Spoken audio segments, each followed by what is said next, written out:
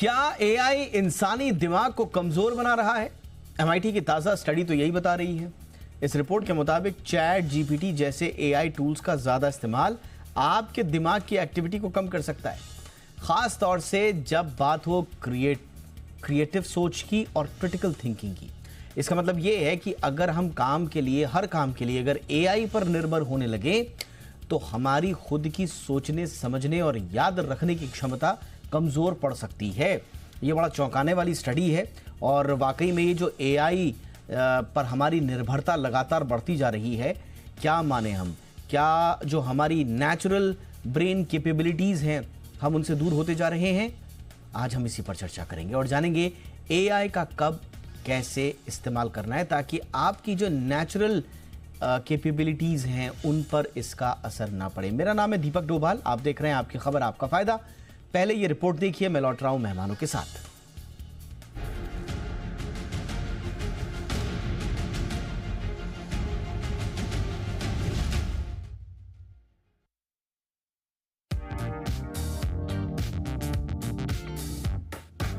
क्या आप हर काम के लिए एआई का सहारा ले रहे हैं?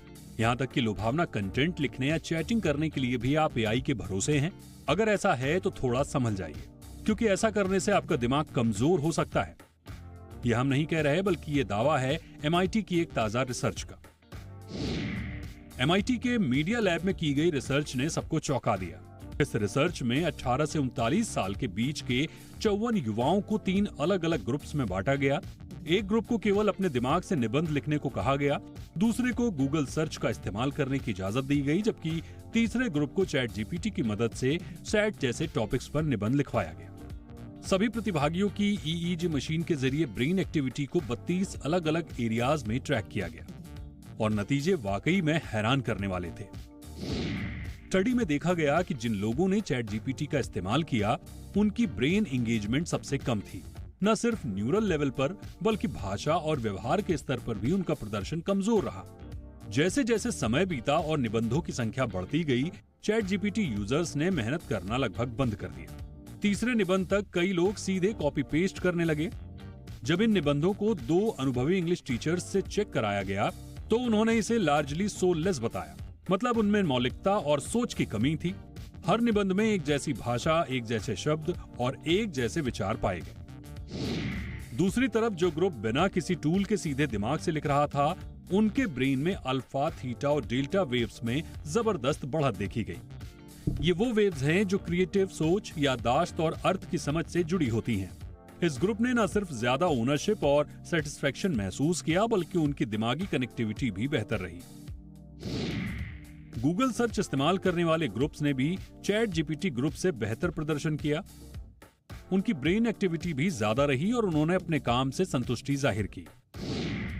एक दिलचस्प मोड़ तब आया जब तीनों ग्रुप से एक पुराने निबंध को फिर से लिखने को कहा गया, लेकिन इस बार चैट जीपीटी वाले ग्रुप को बिना किसी टूल के लिखना पड़ा और दिमाग से लिखने वाले ग्रुप को चैट जीपीटी इस्तेमाल करने की इजाजत दी गई। यहां भी चौंकाने वाला नतीजा सामने आया।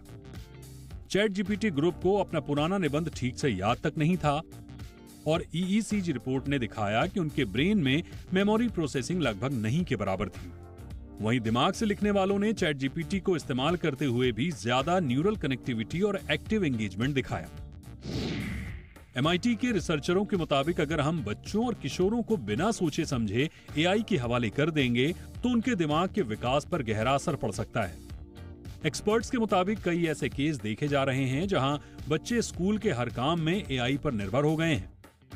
ये न्यूरल कनेक्शंस जो याददाश्त, जानकारी तक पहुंच और दिमागी लचीलापन बनाने में मदद करते हैं, धीरे धीरे कमजोर हो सकते हैं। तो अब क्या करें? सिर्फ टूल का इस्तेमाल करना और सिखाना काफी नहीं है। जरूरी यह है कि लोगों को बताया जाए कि दिमाग की असली ग्रोथ तब होती है जब वो नेचुरल या एनालॉग तरीके से खुद सोचते, समझते और लिखते हैं। अगर आप हर छोटे बड़े काम के लिए चैट जीपीटी या कोई भी एआई टूल इस्तेमाल कर रहे हैं तो अब वक्त आ गया है कि रुकिए और सोचिए। कहीं सुविधा की इस दौड़ में आपका दिमाग अपनी ताकत तो नहीं खो रहा। ब्यूरो रिपोर्ट, जी मीडिया।